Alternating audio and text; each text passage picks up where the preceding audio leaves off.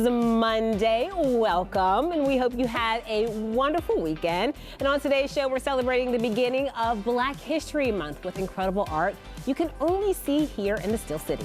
Plus, it's Groundhog Day, and Boaz is trying to become the last person to leave the party in Punxsutawney. So, Boaz, did you see any celebrities today? Any?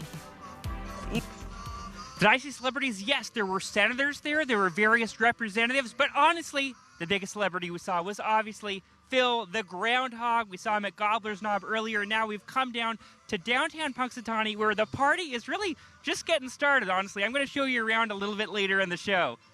All right, Boaz, well, we can't wait because we know you love a good party. All right, we're going to check back in with Boaz in just a few minutes. First, today's headlines in under 90 seconds. It's your Bird's Eye View. The Penguins continue to be the hottest team in the NHL since the Christmas break. Their current win streak is up to 6 after a win over Mike Sullivan and the Rangers yesterday, and that now gives them 17 more points than the Rangers. As warmer temperatures are set to return into Pittsburgh, many local students are set to return to the classroom. They have been online all week because their roads have simply been too snowy and not safe enough to drive school buses on. The biggest issue I had, especially Thursday and Friday, was the kids weren't going to have anywhere to stand. There is a shadow here on my ground. 6 more weeks of winter abound. Oh, that's so exciting. All right, it's that time of year when juniors are seriously starting to think about college, and seniors are either waiting on decisions or already stressing about where they're headed. And now, instead of asking guidance counselors or parents, a lot of families are turning to AI for help. Now, take a look at this. These are the acceptance rates for some of our local universities, and they are all over the map.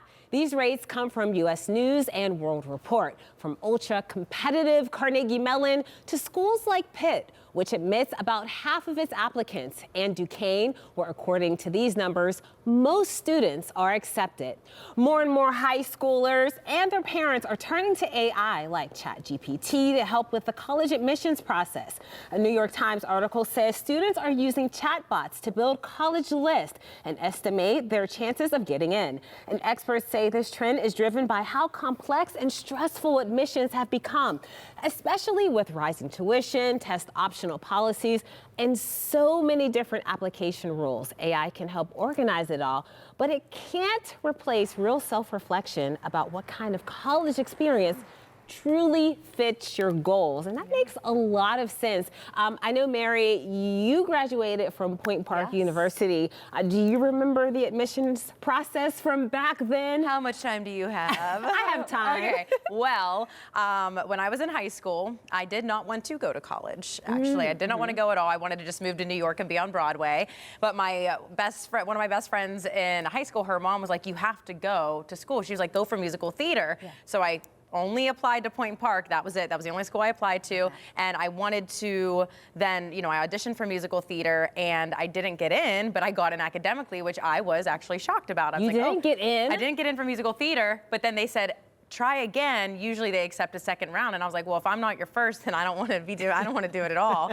So I was like, let me find a different career path. And I was like, oh, broadcasting. Let me try this out. And I was like, well, I'm in, so I'm not applying anywhere else. That was the only school I applied to. And then, we made it work. Of course you made it work. Made it work. I love that story. I love that. You know what? I remember when I graduated from Taylor Olderdice, so many people applied to the University of Pittsburgh, including myself. And I did not get in. There were a lot of people who did not get it. So I wonder if they were even more selective back then than they are now, and maybe they've just opened things up a bit. Yeah. But it's very interesting. How many did you apply to? Oh, probably like 10. I applied to Harvard, Princeton, all of those places. Did you? I had no money to go there, but I know. Hey, I didn't have money to go to Point Park either, but here we are. Here you are. All right, good story. Yes. Well, everyone's talking about the cold weather right now, but that doesn't mean you have to stay in your house all winter. Right. Okay, so recently, Boaz, he went to Phipps Conservatory to check out their very colorful and very warm indoor spring show. And while he was there, he found a flower with an incredible origin story. Check it out. We're here at Phipps Conservatory in the orchid room with a special orchid. Giovanni is here to tell us about this orchid whose paths crossed with Darwin.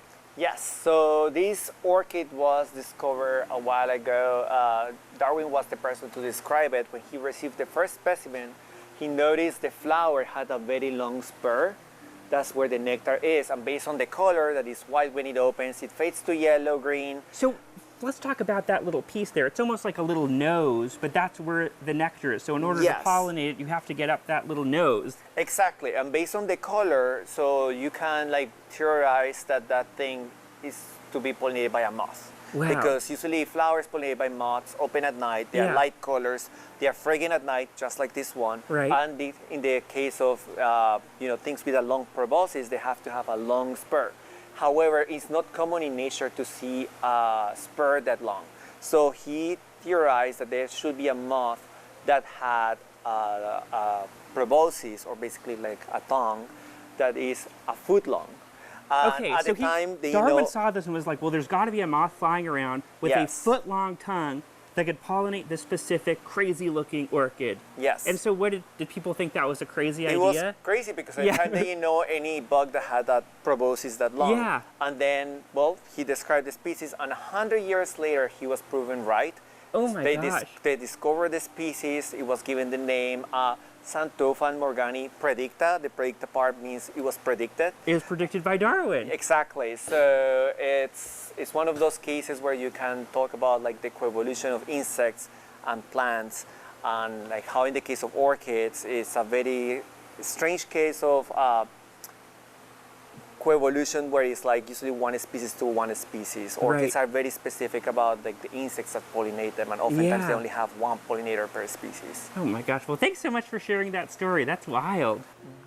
Yeah, that origin story, it is wild. Boaz is right, and we have a picture here so we can see the stem. And of course Boaz was right. Yes, of course It is really cool. I love that. Yeah. All right. Well, Fifth Spring Show runs through March 15th.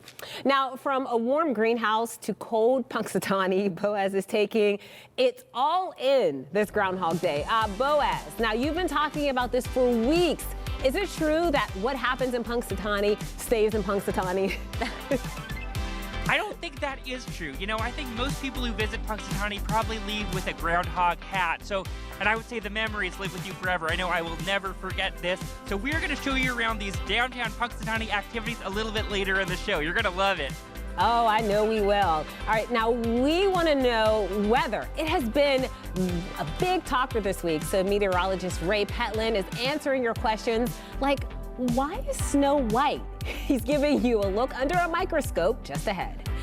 And fresh off of winning 3 Grammys last night, including Album of the Year, Bad Bunny is now set to take center stage at this year's Super Bowl halftime show. Find out where you can get a taste of his Puerto Rican roots right here in the Steel City. Talk Pittsburgh. We'll be right back.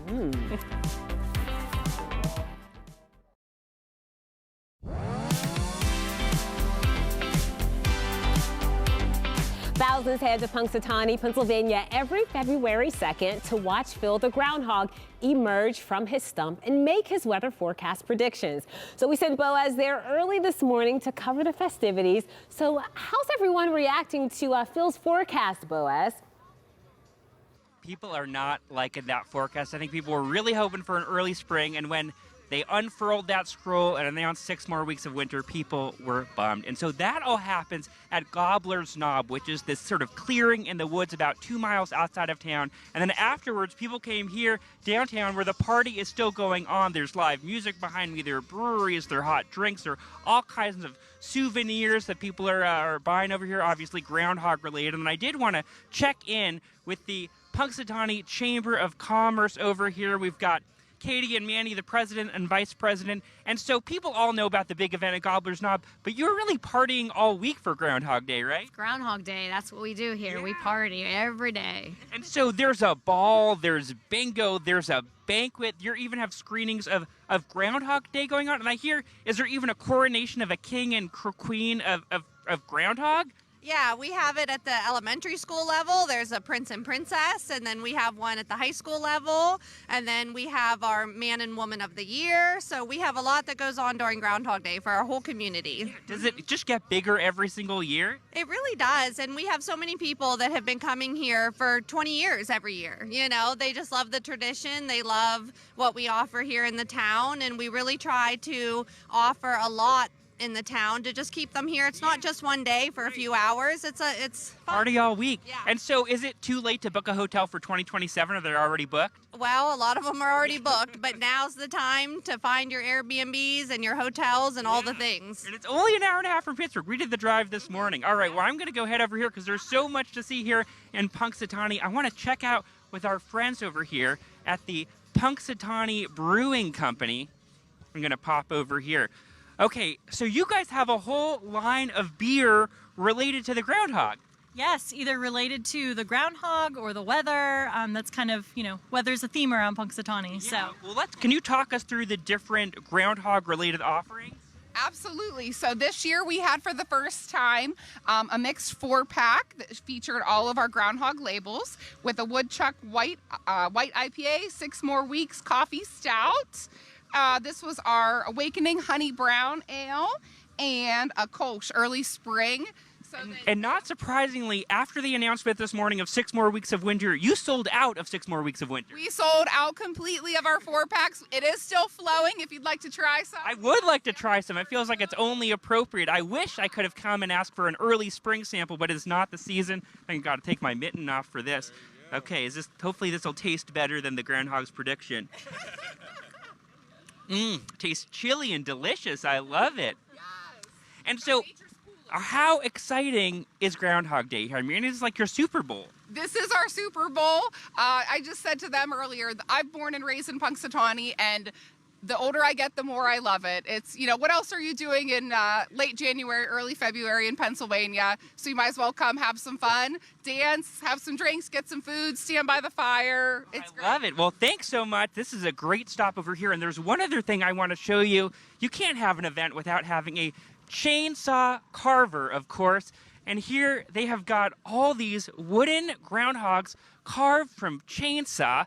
So if you're looking for a groundhog ornament for your yard or your house, we've got them over here. And in fact, the guy was carving them earlier. It looks like he took a break over here. But if you have a hankering and interest in anything groundhog related, this is the place to get it. And I was wondering earlier, where did this all come from? Well, it actually dates back to this ancient European tradition. And it's interesting, Groundhog Day is actually right in the middle between the winter solstice and the spring equinox. And so people at this, time of the year were looking for some sort of signs where animals coming out of hibernation. And in Europe, they would look to badgers and hedgehogs. And when German immigrants came to America, those critters weren't anywhere to be found. But what they did find was a groundhog, of course. And so they started looking to the groundhog. And they have, in the records, they found, folks looking to the groundhog for tips on the weather dating to the 1840s. And here in Punxsutawney, they're still celebrating that annually. And thank goodness they are, because what a thrill it is to be here. Have you guys ever been? Mary, have you ever been out here? We've never been. I have. Me. Oh, I you've have. been? Yes, Mary's yes. been. I've never been, so I find this fascinating. Leave it to you to find the Groundhog Party. Of course you did. How are you feeling about Punxsutawney? Do you see yourself coming back? Oh my gosh, yeah. Well, I mean, next year I would love to get here 3 days before so I can be here for Groundhog Bingo and Groundhog Banquet and maybe have a chance at being, Groundhog King, whatever that it may entail. I'm very interested. That's what I was thinking, Boaz. I think you have a shot. Oh my God. Thank you so much. This has been so much fun. Now stay tuned to Talk Pittsburgh this week. Boaz is recording a video diary of his trip. It's going to be a lot of fun. We'll have that for you on Wednesday. Well, next on the show, you wrote in. Now Mary's answering. Mary, is everyone just asking when it's going to be warm again? Because that's my question. Well, now that Punxsutawney Phil said 6 more weeks of winter, but I got you. Listen to me, not a groundhog. We have some warmer temperatures ahead, but really, as we get into the next couple of days, it is going to feel much better. So I have your forecast by the hours coming up.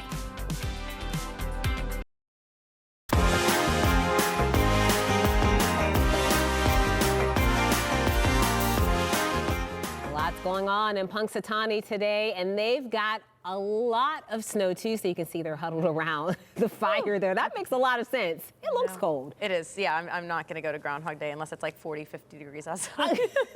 You've been there before, right? I have. And when I was there, I was pregnant with Vivi. I was about 3 months pregnant, and that was after my feet were frozen. That was after I recovered. I literally thought my feet were gonna fall off because I didn't realize when you're pregnant you lose circulation in your feet. Definitely. And I was crying after, like the adrenaline rush was amazing. I was between CNN and the Weather Channel reporting. It was wonderful. Then when I got back to the car, I needed help taking my shoes off. I couldn't feel my feet. But then I recovered and I took some great pictures. I was gonna say, you would never guess from that picture. Yeah, you but maybe a little having PTSD, but it's fine. Okay, it's fine. It's all good. It's all right. It's wonderful. All right. So let's get into some of your questions. I know Dominique, she says Monday evening, she has no plans. You go, so she's going to stay in. Absolutely. I love that idea. Me too. I know. When I get home later, I want to take a nap. I want to stay inside. There will be sunshine today, though, so it will be nice if you are going to see some sunshine, mainly this afternoon, because then those clouds increase. But the temperatures mid-20s. Okay. That's like a heat wave. I know. So yeah, those mid-20s are going to stick around through the evening. All right, people are going to love you for that I know. Rosella, she is taking the bus to work in McKeesport. Yes, okay, so I did school bus and the bus public transportation because everyone's going to be standing outside tomorrow. And great news. Okay, we were at like 1 degree this morning, 2 degrees, felt below 0. Tomorrow morning, we are in the 20s. This is amazing. So wind chills in the teens. I mean, that's spectacular. We're going to be like, wow, do we even need a coat? But yes, you still need a coat, but it's going to be great. I mean, throughout the morning into the afternoon, holding on to those 20s. So that's amazing when we get excited about the 20s. That's how you know it's bad. That's how you know, yeah, right.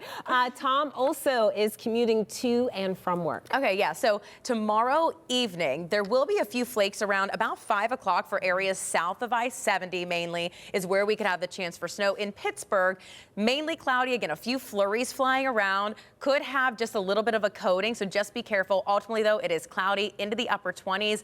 Later into the evening, if you're working a little bit late tomorrow, there may be a little bit of fog, too, so just coming to something to keep an eye out on, but otherwise, temperature's not looking too bad there. Yeah, so overall, that's pretty good. Overall, we'll take okay, it. so also the skiing forecast. I think a lot of people are thinking about this. I don't ski, but I'm more of a snowboarder. Right, okay. Like I've done that before. Wait, That's a lot I of want to fun. see this. Yes, you don't. You don't want to see I've it? never been snowboarding and I've never been skiing. I'm like an ice skater or go tubing, but I haven't been to Seven Springs in forever. But if you are going to Seven Springs, I saw people skiing in the, like when it was single digits, below 0. People were out there at Seven Springs having a grand old time. I mean, even at Acrisure Stadium this weekend, they were having a grand old time skiing, well, snowboarding, I guess. But not bad for skiing in Seven Springs. You'll get a few snow showers tomorrow, especially south into the Laurel Highlands and Ridges. That'll be again after 5, 6 o'clock, but temperatures in the 20s. So maybe you homeschool your kids and you want to take a nice little trip or something. You could go to Seven Springs and they have a lot of snow. It's on my bucket list. I mean, I've been there before, but not this season. And I think it would be so much fun. Definitely. Now's the time to go with all the snow. Yeah, love that. Well, thank you, Mary. You're welcome. All right, well, we've had flake after flake after flake lately, and everything is glowing white. So it turns out there's a pretty cool reason for that. First Alert meteorologist Ray Petlin is putting this science on ice for us.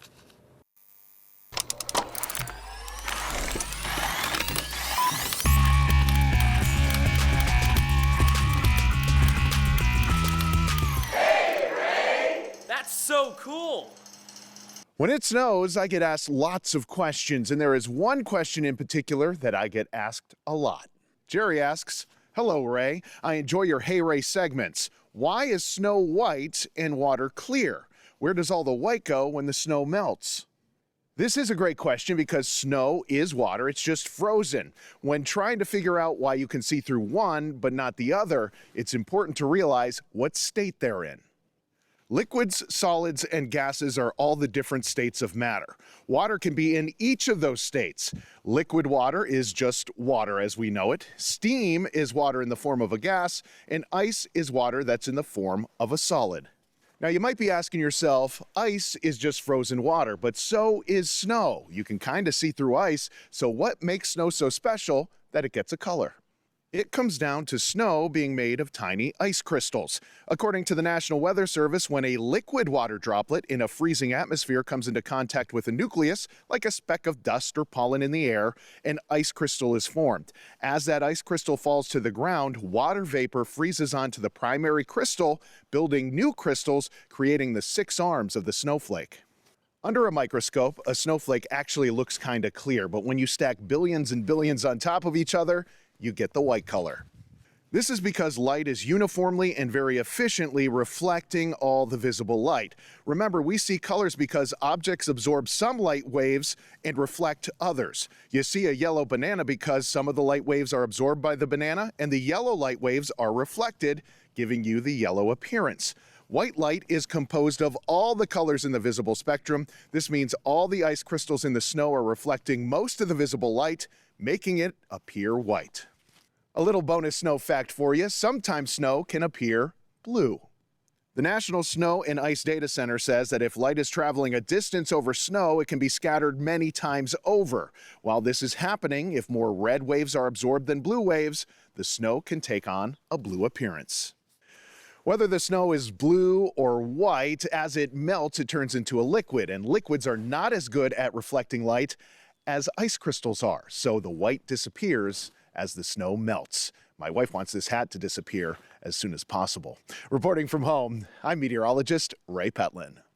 Oh, Ray, we love the hat. It's so cute. We just don't want the yellow snow. No yellow snow. Gross. Even when the snow melts, like rate that area, no. No. No. All right, thanks, Ray. Still to come on Talk Pittsburgh. 1 minute, you're meal prepping. The next, you're mentally emailing your boss. If your Sunday nights feel more anxious than restful, it might be time for a reset. I'll walk you through small habits that make a big difference in a Mikey Minute. I need that. And it's part art, part design, part storytelling, and it's giving one iconic Pittsburgh space a whole new feel. You really have to experience it in person to understand. We're giving you a sneak peek just ahead.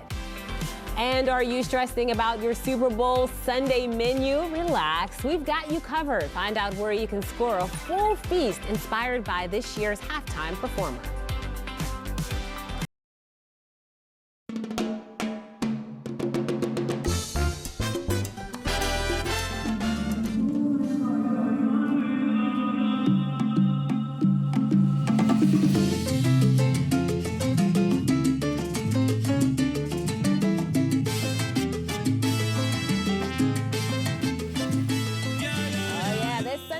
For the Bonito Bowl, Bad Bunny is set to make history as the first Latino and first Spanish-speaking artist to take the halftime stage solo. The Puerto Rican singer says the halftime show is, quote, for my people, my culture, and our history. So today we're celebrating a little slice of that culture right here. Jorge Amador and Benito Quiles sharing what Secretos de mis Abuelos is serving up for Super Bowl Sunday. Welcome to you both. Thank you for being here. Let's talk a little bit about what makes Puerto Rican food so special. So the Puerto Rican food is special and unique because it's a mix of 4 cultures. It's the native Taino, the Spaniards, the Africans, the Sub-Saharan Africans especially, and American influence. Okay, so 4 cultures melted into one. Yes. I love that. So a little bit of something for everyone. And I hear something sizzling over here. So what are we making? So today we decided to bring the mofongo with camarones a la criolla. The mofongo is a Caribbean traditional dish, mainly cooked in Puerto Rico and Dominican Republic. But Puerto Ricans give their own style on it, with the soul that would be the garlic and the green plantains on it. I was going to say, these are plantains. At first I thought they were bananas, but... They're like cousins. Okay, So these are like the cousin of the bananas. Very important is to have green plantains on it. They gotta be green. They don't gotta be white. I see because white will be sweet, and this is not a sweet dish. It's It not has a to be sweet like dish. savory. Okay, and so where did you get the recipe for this dish? Is this something that you made growing up? My mom used to make it growing up because I'm half Dominican. The Dominican has a little twist, but this is actually the owner's, Felipe's grandma recipe. That's why the name of the restaurant, Secretos de mis Abuelos, because all the recipes that we use in the kitchen belongs to Felipe's grandma. Okay, and how long does this need to cook? So we have these, the oil was already preheated about 350 degrees, and we cut the plantains really in thin slices, so they're gonna be cooked like in about 2.5 minutes or 3 minutes. Okay. The idea is that they have to turn in a dark yellow, but not too dark. because you need to get all the way cooked to the middle, to the center. You don't want any like raw piece in there. No, you don't. So you want them just right. Yeah. All right. So while those are cooking, tell us about the flavor of the restaurant. What's it like? So the flavor is salty, is flavorful. Mm-hmm. It's not spicy. It's seasoned. Okay. That's our main goal. Yes. We got our spicy dishes too, but mostly is flavorful. See, I can appreciate that because as a person who I like spice, but not a lot of it. But I want something that I can try that's not going to set my mouth on fire. Yeah, of course. But there's a lot of people who do really love the spice. Yeah, we also have our hot sauces there or house-made sauces that you can add that kick if you want in the food. Yeah. So what's the environment like? Is it just kind of relaxed, chill? Depends, you know, when we have a lot of guests, so it's going to be stressful a little bit, but we still make our work. We still make it work. Okay. Yeah, we're still keeping the soul of the street Puerto Rican street food style. Yes. Because the owner started as a food truck, so even though now we have a brick and mortars with indoor seatings and everything, we're still doing more like to-go containers for the food. We have Latin music all day blasting. We have some Bad Bunny. We have some salsa, some Hector Lavoe. So it's a party 24/7. That's what I was hoping. I was hoping that there was dancing involved, so I'm sold with that. Do you guys have any tips for someone trying Puerto Rican food for the first time, like maybe preparing it at home? So preparing at home, if you're making mofongo like we're making today, we recommend green plantains. It has to be green, but there's some variations, like a trifongo that we can add green plantains, sweet plantains, and cassava root. Okay. And while we're waiting for these to cook, you also had to have some toppings over here. Does this go on to the dish? That will be the stuff that we're going to put inside of the mofongo. So Benito going to start to prepare some camarones a la criolla. That will be like the protein in that complement to the mofongo. Usually the mofongo in Puerto Rico can be eaten just the plantain smashed with the garlic and butter as a side for different dishes, or you can do it relleno, that means stuff. Okay, so we're gonna have to try this a little bit later on. We're gonna get this in a later segment in the show. And I know you guys both are excited about Bad Bunny performing at the Super Bowl and all of his wins. So thank you to the both of you. To learn more about Secretos and their Super Bowl special, we'll have that information for you on our website, kdka.com/TalkPittsburgh. Now, still to come on Talk Pittsburgh, do the Sunday scaries hit hard? Well, experts say small habits like planning a reset or a treat for Monday can make a huge difference. We'll show you how to start the week without the worry. Pause for effect. Yes, we're heading to the moon. Well, technically, I'm not. Ahead, we're talking about Pittsburgh's place in a new space mission as we kick off the second half of the show with the stories that are making us smile. Talk Pittsburgh. We'll be right back.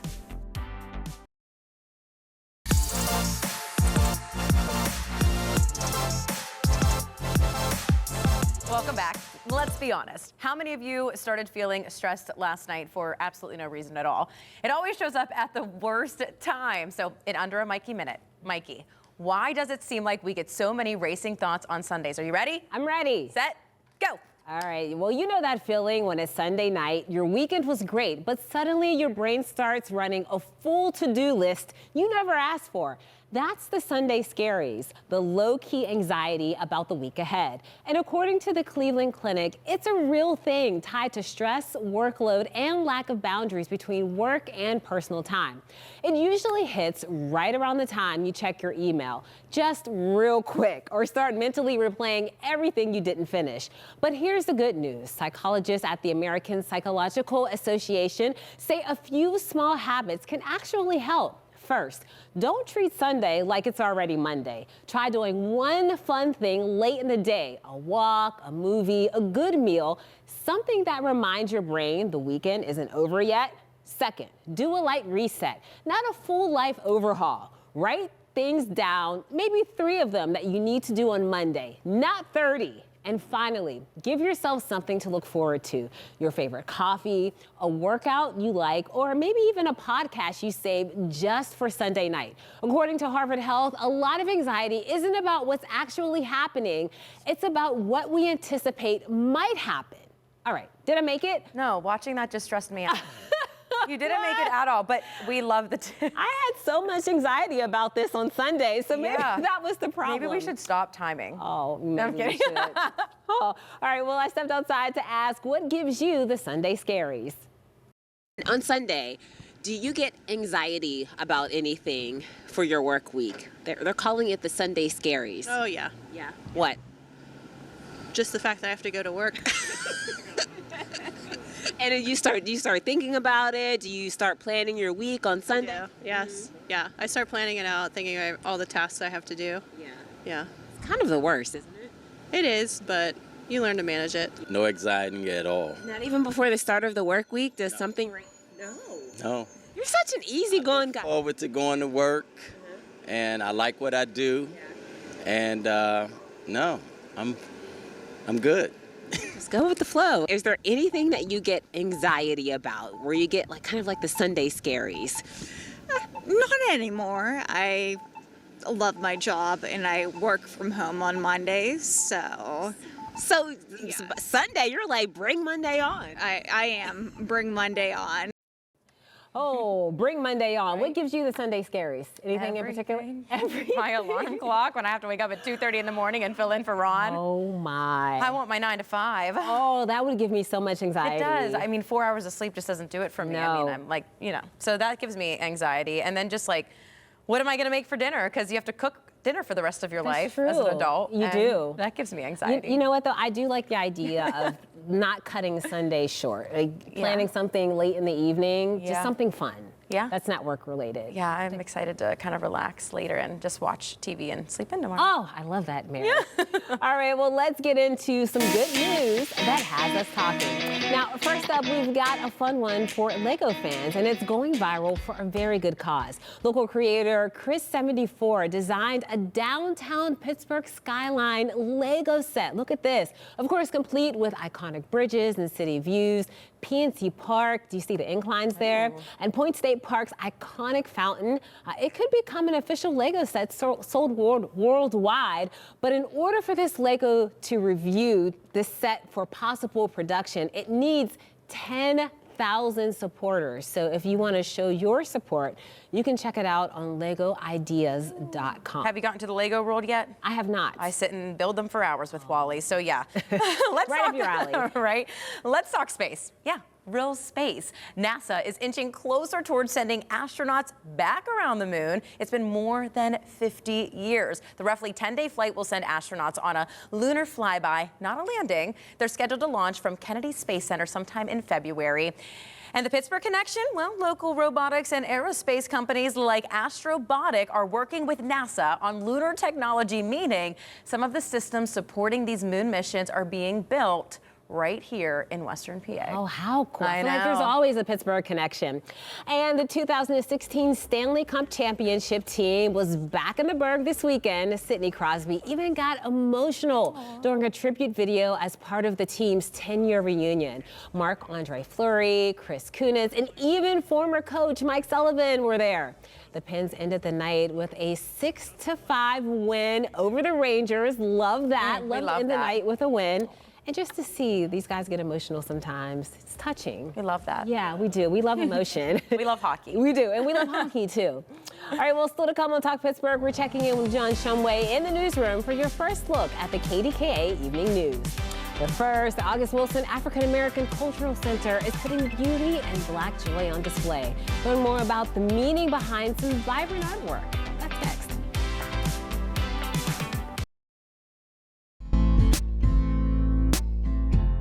Benjamin Richards was a prominent black businessman in the pioneer days of Pittsburgh. In fact, Richards was regarded as the wealthiest man in Pittsburgh at the time. He and his son Charles were also 2 of 4 African-American men who signed the 1787 petition to create Allegheny County. Well, every city has that one spot where you walk in and immediately think, okay, I need to take a photo here. Well, downtown Pittsburgh has one, and it's inside the August Wilson African American Cultural Center. There's a stunning new staircase that feels like it was designed for your camera roll, plus rotating gallery exhibits and some exciting events planned for the season. Khalil, these stairs are breathtaking. Tell me about the artist and what she was trying to create here.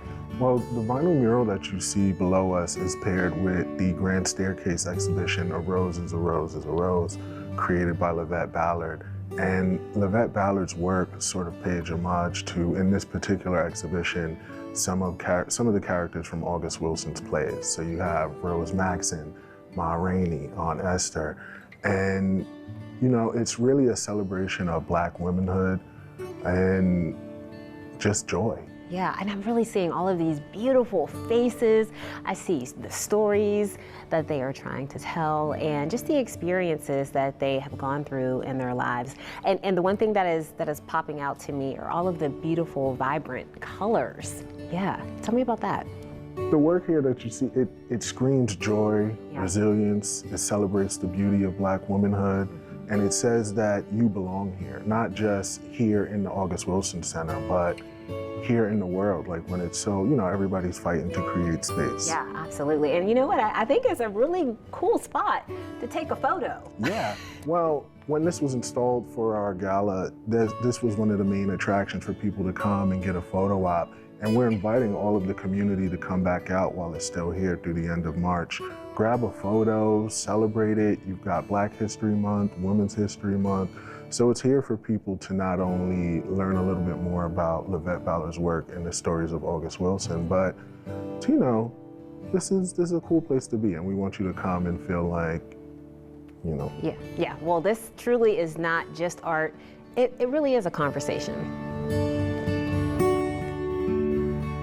And the conversation continues here upstairs in the gallery. What are we looking at? This is all beautiful. So we are currently standing in I Will Belong to Only Me, the first solo exhibition from Nigerian artist Peju Alatise. Okay. Well, and I really feel like a lot of her pieces here evoke the imagination. I feel like I'm being transported to a different time. Well, Peju is an architect, sculptor, writer, and you kind of see that through the work. Right here we have Anybody, Nobody, Somebody, 1, 2, 3, which is one of the pieces on display here at the August Wilson Center. Oh, anybody? I wonder who Anybody, Nobody, Somebody is. Oh no, it doesn't matter. And you also have a magnificent work. It's called Flying Girls. Tell me a little bit about that.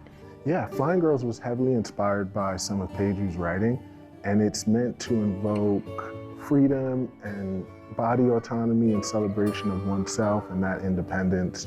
And it's centered around a character from her work called Sim. And Janice, there really is something here for everyone during the month of February, but really all year long. Yeah, we do this every day. But in February, we have something for everyone. We have our educational programs. We're launching a really exciting program, Read to Dream Experience with Young Dreamers Bookstore. We also have a tribute to R&B artist, the late great D'Angelo. We have one of the most important classical music artists of our time performing here, Devone Tynes, right off of his Carnegie Hall concert. And then we have Nia Sue, featured in our Truth Sayer series, speaking about her best-selling book on the New York Times bestsellers list, Bottom of the Pyramid. And so that's also happening in the month. We just have a lot going on. We also have a pop-up coffee shop on Saturdays and Sundays, so you can come and get a latte and enjoy what we have here at the August Wilson Center. Whew, that's a lot. I feel like I'm gonna need to come every single day, but that's okay. I'm sure you wouldn't mind. No, not at all. Very, very exciting. Oh, I love spending time there. So much to do. For more information about these exhibits and events, head to our website, kdka.com/talkpittsburgh. And Pittsburgh is celebrating Black History Month with art, culture, and powerful stories that are taking center stage all across the city. Starting February 20th, the August Wilson African American Cultural Center opens Envisioning a Just Pittsburgh, a thought-provoking exhibition featuring award-winning local artists using visual and performance art to explore justice, equity, and what a stronger, more inclusive city would look like. Then on February 13th, the Chocolate Nutcracker takes the stage at Pierce Theater, blending classical ballet with West African dance and music for a colorful, high-energy twist on the holiday favorite. And from February 18th through March 1st, New Horizon Theater will present the East Coast premiere of Meet Me at the Oak at Pittsburgh Public Theater, an award-winning drama set in the 1950s that follows a family honoring their ancestors and healing generational wounds. 3 powerful experiences, 1 meaningful month, and plenty of ways to celebrate right here in Pittsburgh. Well, still to come on the show, John Shumway is standing by in the newsroom with the stories you won't want to miss tonight on the KDKA Evening News.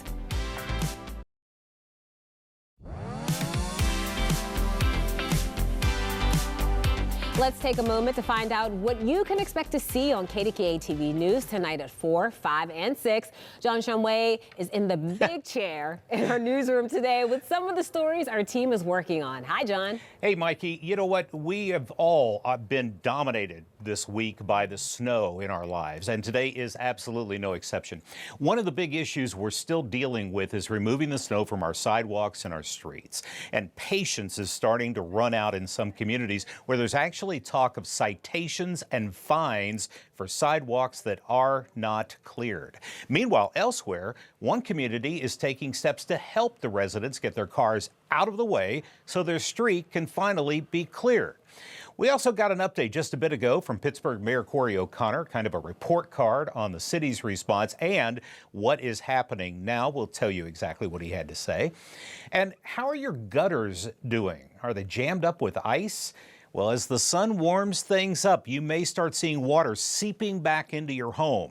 Mamie Baugh is looking into how to handle the ice jams. All that's coming up on our news starting at 4 o'clock, Mikey. All right. Thanks so much, John. Any ideas on when that snow removal will start to happen or even when it will melt? I mean, it's still so cold outside. Yes, I'm hearing June. That's a long time to wait. All right. Thanks, John. Sure. We'll be patient. All right, still to come on Talk Pittsburgh, we're wrapping things up with another quick look at your forecast and what we're chatting about on tomorrow's show.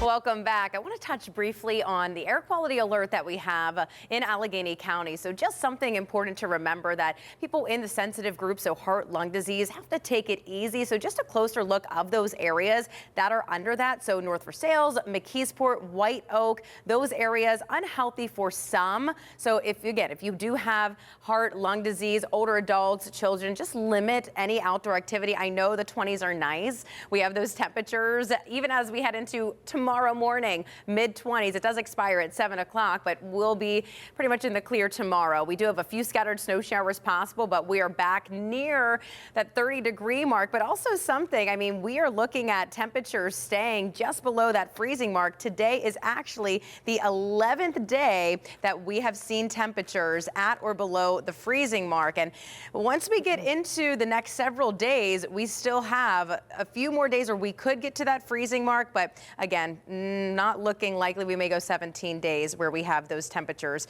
at or below that freezing mark. So just something to touch on there, that we have been in this deep freeze for a while, but it is looking up at least for a little bit until frigid air moves in this weekend. That's something really to be excited about, the upper 20s. Something else to be excited about, Mary, is this dish right here. We're going to bring in Jorge and Benito. They were in earlier in the show, and we didn't get a chance to finish this dish. Tell me again, what is the name of this? Mofongo relleno con camarones a la criolla. Ooh, this looks amazing. So you just dig in? Yeah, just dig in. Okay. Try to grab a piece of the shrimp, the plantain, everything together. Is this one serving or is this to share? Yeah, that's a whole serving. Okay. Yeah. Whole serving? Wow. You have a full meal right there. Oh my gosh. Ooh, that is sauce. Amazing. Oh my gosh. Perfect spice. Wait. The sauce is I'm so going good. one more time. Get one of the shrimp. Okay, we could be here all day. This would take a long time to finish. It would be a really long time, but yes. So that's breakfast and lunch together. Oh, it is. That's dinner. Or dinner, And dinner. That's a whole day. This is amazing. What a way to end the show. Yum. All right, well, coming up tomorrow on Talk Pittsburgh, more couples over 50 are calling it quits. We're talking to a divorce coach and her client about navigating gray divorce and how to rebuild your life on the other side. And a simple bowl of soup is making a powerful difference for families and seniors in our community. Find out how a program at the YMCA in Plum is feeding neighbors with dignity, care, and compassion. Thanks for joining us for Talk Pittsburgh. We will also be streaming on CBS News Pittsburgh tonight at 9. KDKA TV News at 4 starts now.